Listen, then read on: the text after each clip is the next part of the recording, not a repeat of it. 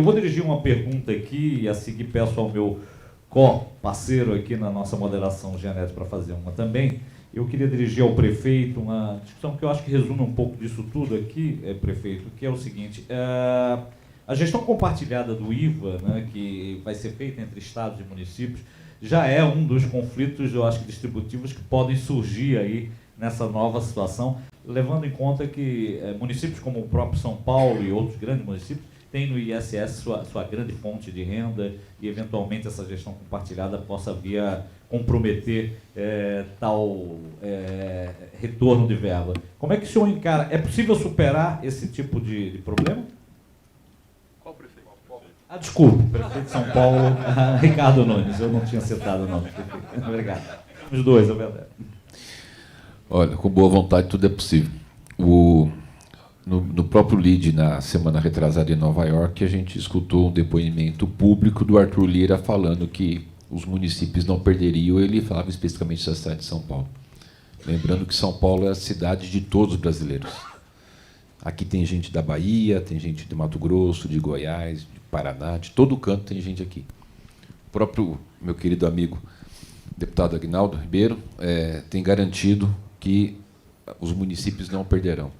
Agora, a gente precisa colocar isso, que o texto original da PEC 45, os municípios perdem.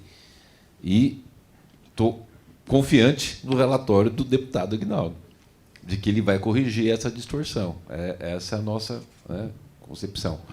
Só queria aproveitar a oportunidade que a gente está falando. São Paulo perde 15 bilhões, Ribeirão perde tanto. Não é que vai diminuir a carga tributária a reforma, não. Ela fica ali, talvez até aumente. Então, pode dar a impressão de que vai diminuir a carga. Não vai diminuir. Mas, aproveitando, acho que é possível, tem a questão das compensações, que deve ser feito, e tem que ser garantido aí a questão dos recursos. E o destaque, acho que é muito importante, a questão da autonomia dos municípios. Né? Isso é fundamental, a autonomia dos municípios, a autonomia dos estados. A gente tem um problema sério, hoje deve estar 5 trilhões a Receita Federal, não? 5,1, 5,2 tri. A receita primária e a despesa primária tá batendo, quer dizer, eles estão com um problema grave. Também não é possível que a gente use da reforma para resolver o problema da questão financeira do governo federal e caia a peteca para os estados e municípios. Né? Então, acho que a gente precisa ir amadurecendo. Eu tenho defendido, o Aguinaldo é contrário, mas eu acho que a gente precisa tentar fazer alguma coisa que a gente não corra o risco de dar um passo muito grande. Nesse passo muito grande, você toma um tombo muito grande. Talvez uns passos mais firmes, fazer paulatino, fosse razoável para a complexidade que é esse país. Eu recebi agora, semana passada, um artigo do José Serra, Caiado. E o Serra, acho que é uma boa referência para nós do mundo político, independente de ideologias partidárias, pelo prefeito que foi, pelo governador que foi, pelo senador que foi, pelo ministro que foi, João Dória. Sempre foi uma pessoa muito ponderada e muito corretíssima. E eu nunca vi o José Serra propor algo que não tivesse uma base muito sustentável. E o artigo dele, do José Serra, fala um pouco dessa questão das ações paulatinas, para a gente não correr o risco de dar um pulão aí e ter o problema. Mas, enfim, não sei se eu te respondi, mas acho que era mais ou menos, acho que o Duarte pode complementar. Por favor, prefeito. Só para efeito de registro prático, viu, Carlos? Os impostos que estão sobre o comando das cidades, principalmente o ISS, o IPTU, ITBI e as taxas municipais. Ontem eu reuni a minha equipe da Fazenda para verificar a execução orçamentária do município de Ribeirão Preto no primeiro quadrimestre, deputado Aguinaldo e deputado Reginaldo, nossos colegas. Nesse quadrimestre, nós tivemos uma frustração de receita em relação ao orçado no ICMS de 16%, principalmente nos meses de março e abril, pelos reflexos da descompensação, né, da descompensação dos tributos dos combustíveis. O ISS, eu tive um aumento de quase 20% do orçado. O IPTU, 7%, praticamente o registro inflacionário. E veja que Ribeirão Preto, nesses 7 anos do nosso mandato, nós não mexemos na planta genérica de valores, não alteramos alíquotas de IPTU, não mexemos nas alíquotas de ISS, não aumentamos a carga tributária, tampouco o ITBI. Nós fizemos todo o nosso ajuste, cortando despesas, e eu paguei 973 milhões de reais de dívidas durante os meus 4 primeiros anos no primeiro mandato. Então, os municípios estão fazendo um esforço gigantesco, né, para evitar aumento de carga tributária sobre impostos que estão sob a nossa responsabilidade, mas nós também queremos a contrapartida dos outros entes da federação com a mesma conduta para a gente não implicar em aumentar o sofrimento da sociedade brasileira. Muito obrigado, prefeito. Eu queria só... eu vou Carlos. passar aqui para o nosso Janete. Desculpa, pode falar, governador. Eu queria só fazer uma ponderação rápida aqui em relação a esse ponto, que foi colocado aqui pelo Thompson, da fragilidade nossa hoje, que nós hoje, governadores e prefeitos, ter norma constitucional ou não é a mesma coisa. Porque os deputados aqui aprovaram, no mês de junho do ano passado, uma alteração onde eu nunca vi nada mais inconstitucional na vida. Mas qual é o deputado que ia votar contra? Você estava diante de um processo eleitoral.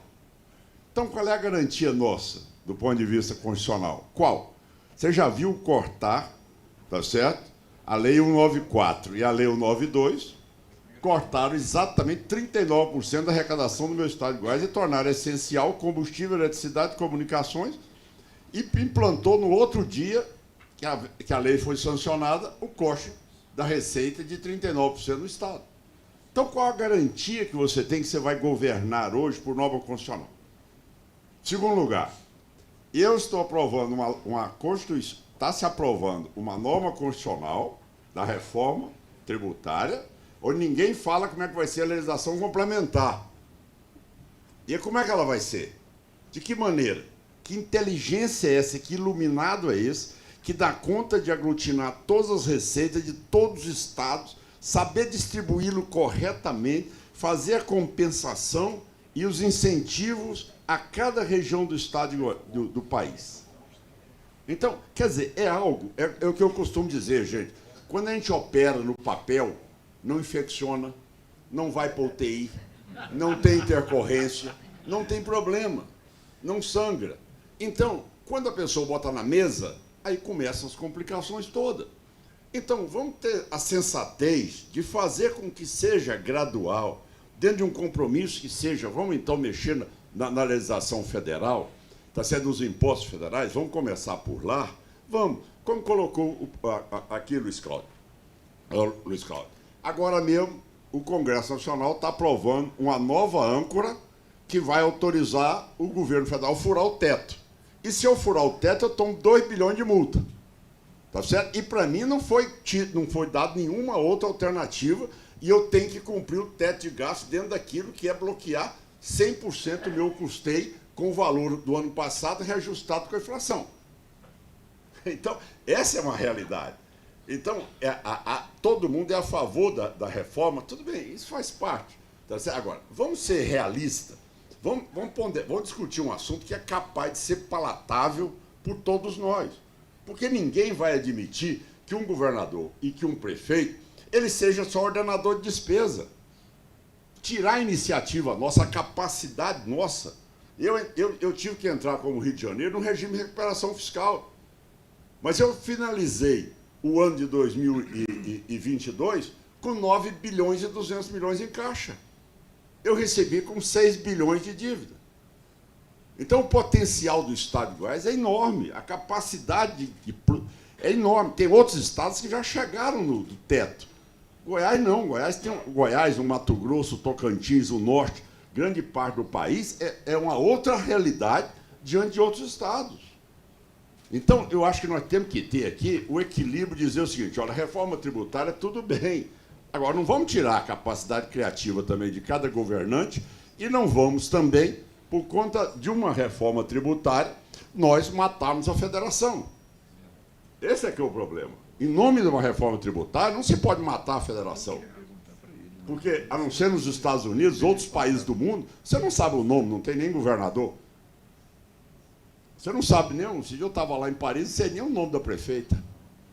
Governador. Seja, então, se é um país do tamanho do Goiás hoje, é maior do que vários países da Europa. Então, é uma realidade social, fiscal, também que tem que ser ponderada, totalmente diferente da realidade de 220 milhões de brasileiros que você tem. Estado tem 50% ou mais no cadastro único e Estado que tem 10% no cadastro único. Então, é uma disparidade social enorme.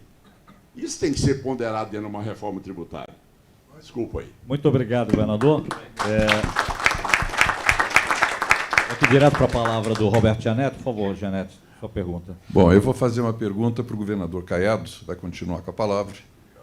Nós temos aqui um país heterogêneo do ponto de vista regional, do ponto de vista social, com os conflitos distributivos que eu apontei aqui na minha inicial, que são 5, difíceis de serem sanados, mas têm que ser enfrentados, porque é uma questão até que eu chamo de conciliação federativa.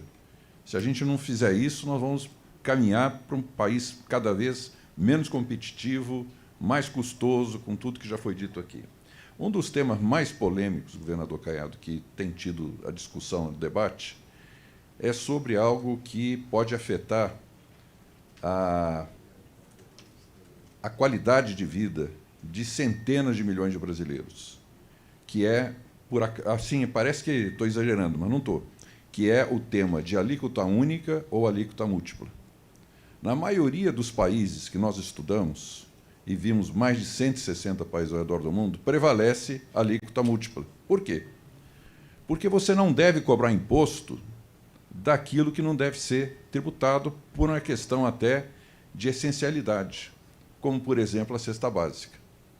O seu Estado é um Estado predominantemente do agronegócio, onde milhares, talvez centenas de milhares de pequenos e médios agricultores vivem da produção de hortifruti granjeiro, leite, milhos, outros produtos alimentícios, e tem uma indústria alimentícia também na frente disso.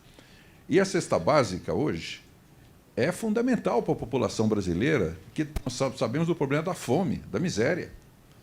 E eu pergunto, a alíquota única cobrando os 25% de tudo, champanhe e leite com a mesma alíquota, eu acho um escândalo. Mas, enfim, já é a minha opinião, eu já estou respondendo, eu não queria fazer isso.